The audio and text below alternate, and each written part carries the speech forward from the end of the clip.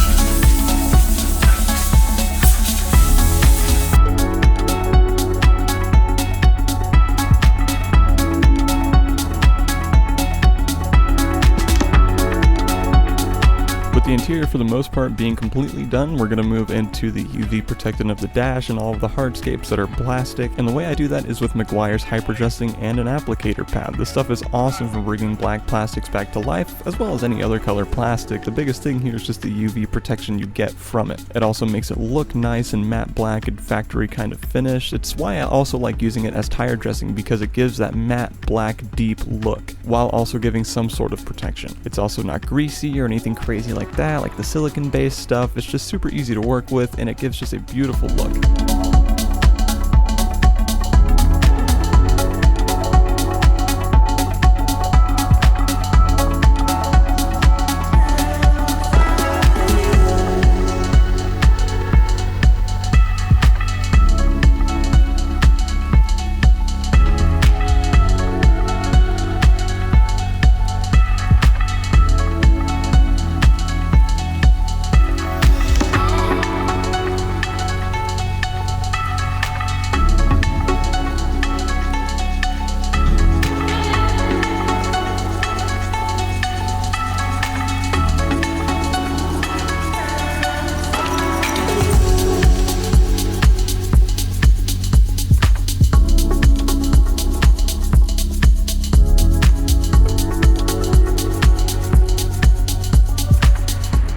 After a very long afternoon and evening, this thing is pretty much good to go. We got to wipe some Stoner's ceramic detailer on the paint just to give it a little bit of gloss, and then clean the glass, and then I think we're good. Let's go ahead and clean the glass first.